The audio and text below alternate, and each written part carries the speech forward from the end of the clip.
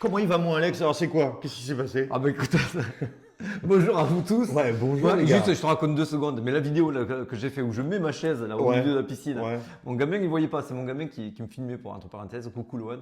Et en fait, au-dessus de lui, les mecs de l'hôtel sont en train de me filmer, mais pas parce qu'ils trouvaient la scène marrante, parce que ces bâtards, ils attendaient de voir si la glace allait casser avec la chaise. Ah ouais, et d'ailleurs je me suis posé la même question. Hein, donc Et bon, me filmer. Hein. bon, en tout cas il est là. Hein. Ah ouais. Il est là, mon Allez, cher Alex. on va essayer de C'est faire top. recours quand même. Ouais. Julien, toujours pour les fondamentaux. Et Alex, côté technique, bon bah ravi de vous retrouver. Hein. On se retrouve un petit mercredi. Un petit mercredi. Ça fait plaisir. Un petit mercredi où, comme vous l'avez vu sur le titre, il faut être patient. Il faut être patient, faut pas craquer. Faut pas craquer. Maintenant surtout. Pas comme la glace de la piscine. Elle a pas craqué. Elle n'a pas craqué. Et du coup, qu'est-ce qu'on voit? Eh ben donc grosso modo, qu'il pourrait y avoir le nouvel an chinois qui nous prépare peut-être des surprises. Les altcoins.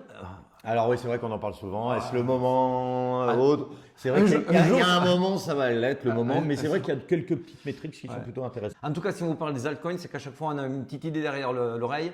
Et on va finir avec le Bitcoin, long terme, court terme, moyen terme. Quelques datas assez positives cette Tout semaine. à fait, tout Allez. à fait. Donc bah écoute, c'est parti hein. Allez, c'est parti. Exactement.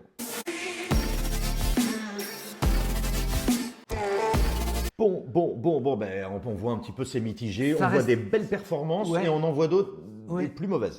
Comme Monero. Hein. Alors Monero, on rappelle délisté de Binance, hein, parce que bah, là maintenant il est contrôlé aussi par les Américains, donc forcément il y a des choses à faire, donc notamment XMR, mais C'est bien repris. s'est bien repris. Ether qui lui se cache au coin, mais c'est très positif. C'est très positif. On va vous en parler juste après de Ether. Pour l'instant, on va faire le tour. Il n'y a pas grand-chose au niveau des news. Non, il y a vraiment pas grand-chose.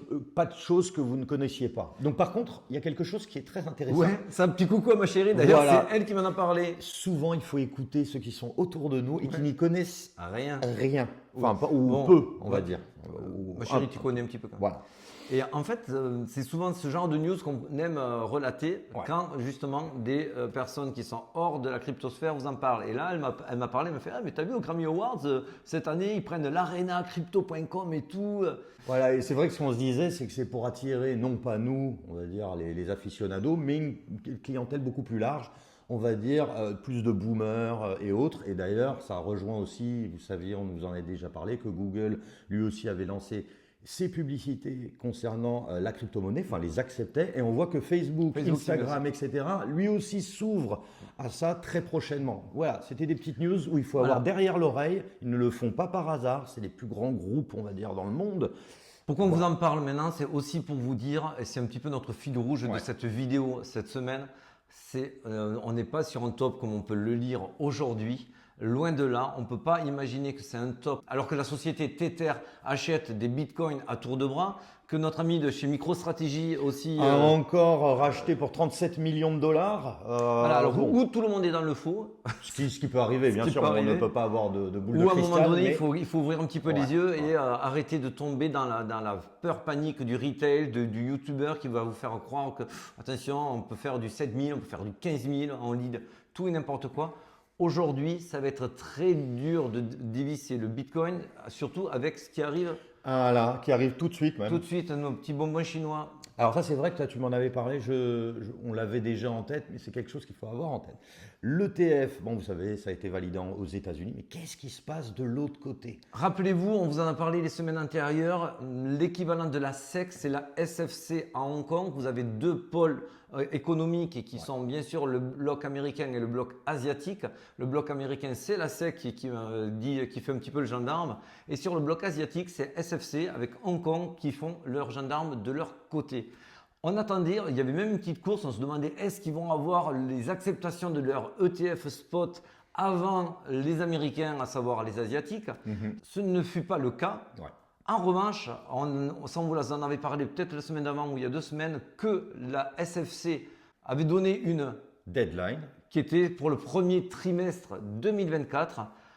Et là, si on veut aller dans la rumeur, attention, alors pour le coup, c'est juste un pressenti de pas mal de personnes qui se disent le nouvel an chinois, à savoir le 10 février, pourrait être une opportunité autour de cette date pour qu'il y ait acceptation des ETF Bitcoin. Forcément, ça va aussi recréer un petit peu de la pression côté américain. S'ils voulaient potentiellement nous dumper dessus ou faire vraiment chuter, forcément derrière il y a une contrepartie qui est très très puissante. Hein. C'est pas le Nicaragua, c'est la Chine. Pourquoi c'est important aussi? Parce que Eh ben, c'est le Harvest Fund Management, c'est très très gros. Hein. c'est un des plus gros fonds chinois. Et rappelez-vous, un petit effort de mémoire, rappelez-vous quand il y a eu les premières demandes d'ETF qui ont été déposées auprès de la SEC, c'est là où on a vu une pression acheteuse arriver avec les BlackRock, les Fidelity et autres qui ont amené une pression acheteuse pour constituer leur stock. Donc ici, ça serait assez légitime de penser qu'également ils commencent à faire des pauses pour leurs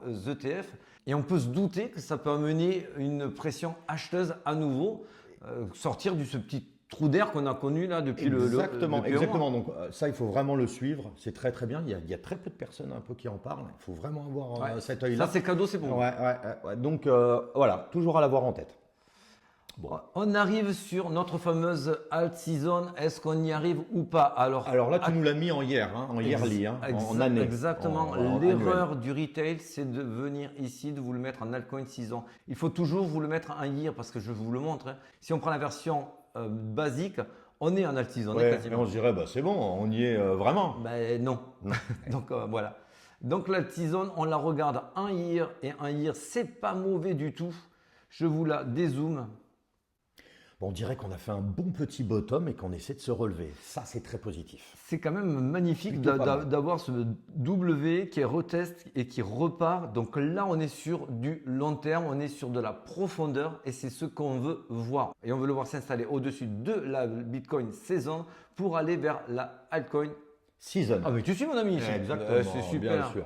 L'autre point important, effectivement, c'est est-ce que ça se confirme sur l'ETH face au Bitcoin? C'est ça qu'on veut voir parce qu'on vient de vous parler justement de l'altcoin season. Pour qui est l'altcoin season? Bon, le démarrage du Bitcoin, mais qui suit, on veut voir les terres forts. Exactement. Pour voir les terres forts, il faut bien sûr le voir augmenter sur son prix dans sa paire ETH USDT.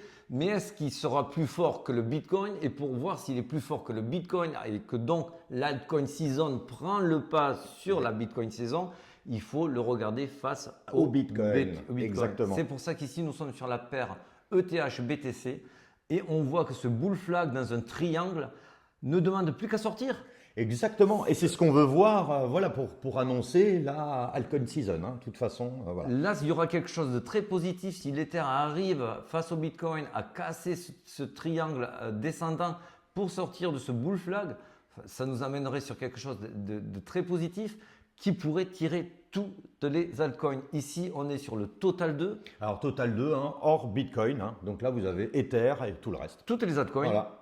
Si l'Ether fait ce qu'on attend de lui, à savoir qu'il casse le bull flag qu'on vient juste de voir à l'instant, ça pourrait entraîner également ce fameux drapeau. C'est une pattern haussière dont la résolution est à cette hauteur-là, quasiment le double. Et là, on verrait. On va parler de. Ouais, là, ça serait quand même assez. Disons que là, on ne se disputerait pas quelques bouts de rondelles. Voilà, exactement. Ça et alors, toujours pour vous rappeler, je sais que vous le savez, mais on préfère toujours le répéter, il y a un ordre. C'est souvent comme ça que ça se passe. Premier, le Bitcoin. Il prend son envol. Suivant, on a les large cap. Alors bien sûr, c'est Ether et après, on va dire le top 20 qui va commencer à monter. Mid cap et low cap. Donc, on part du plus gros au plus petit. Et la mécanique, elle est assez simple. C'est qu'en fait, le Bitcoin, on sait que c'est la locomotive. Donc, les investisseurs sont sur le Bitcoin. Une fois que le Bitcoin a monté, qui fait son range, ils prennent leur profit sur le Bitcoin, mais ils ne veulent pas s'arrêter là et ils le rebasculent. Ils le font ruisseler sur les large caps, ils prennent leur profit, ils le font ruisseler sur les mid caps. C'est exactement ce que tu as dit, mais j'avais envie de le redire. Ouais, non, mais de toute façon, voilà, mais c'est toujours bien de l'avoir à l'esprit parce que ça donne en fait un petit process. La perspective. Voilà, exactement. Allez, on fait l'analyse Bitcoin. C'est parti. Alors, on attaque direct par notre ami Glassnode. Voilà, Glassnode qui a sorti, on va dire, sa newsletter hebdomadaire. Alors, il y a un petit graphique qui nous plaît particulièrement. On appelle ça le MVRV, Momentum. Donc, c'est grosso modo, alors on va essayer de vous le vulgariser. On appelle ça la valeur réalisée du Bitcoin, mais essayez de traduire cela comme la valeur pour laquelle on estime, la fourchette dans laquelle on estime le Bitcoin. Et cette valeur-là, on la voit en bleu, c'est sa moyenne mobile. Et aujourd'hui, son ratio là, ça va vous demander un petit peu d'ouvrir bien les yeux. En fait, on voit que sur la ligne bleue, qui est donc sa moyenne mobile en bleu, le MVRV ratio, quand il passe en dessous, ça annonce un bear market. Exactement. Et quand on commence à franchir et à tester cette moyenne mobile, c'est annonciateur d'un démarrage. Et d'ailleurs, vous pouvez le voir, il y a des petites flèches qui ont été mises. Voilà, ici. Voilà. Donc là, le MVRV ratio passe au-dessus de sa moyenne mobile 1 an. Ça explose. Ça a été bien sûr hyper explosif. On le retrouve ici en 2016. Hyper explosif, ça a été un très long bull run.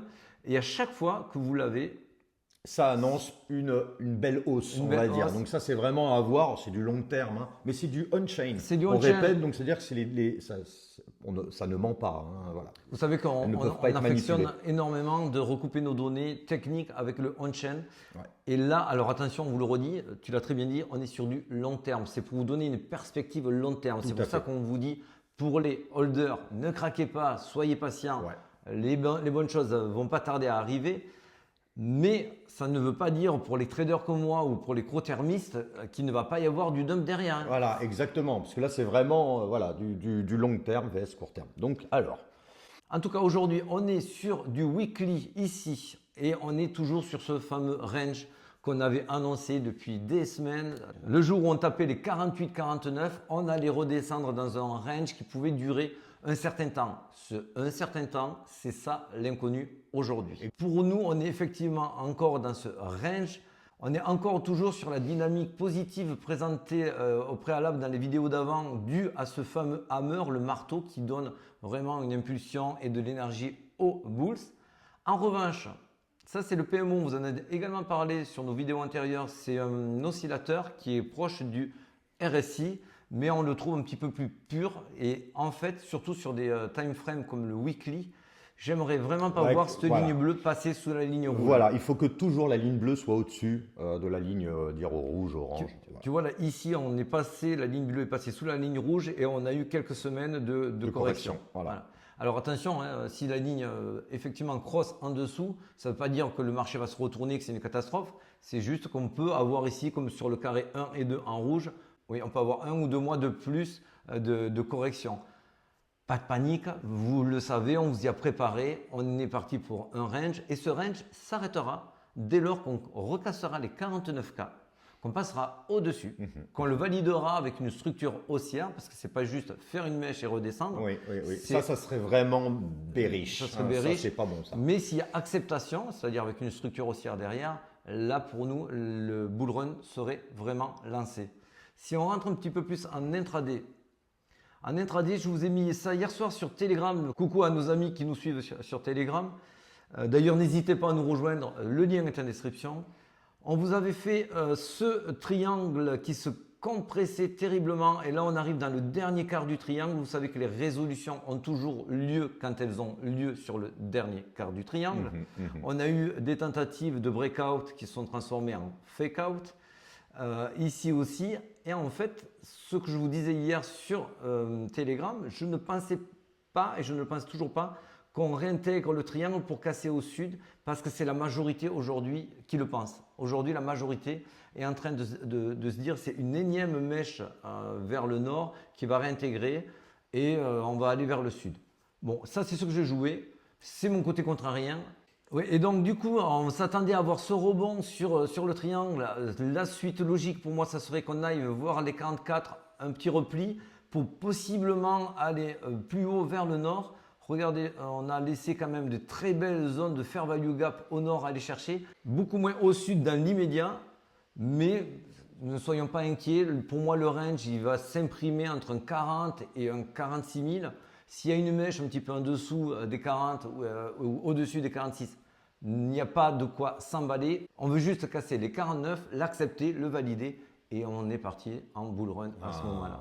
Bon, en tout cas, moi j'ai fini, tu as tout compris? Moi j'ai tout compris. Vous aussi? Ouais. Bon, allez, on se quitte là. Allez, moi je me casse. Ciao, tu vas voir crypto.com. Ouais. Okay. Allez, ciao. Bye bye. Ciao les gars.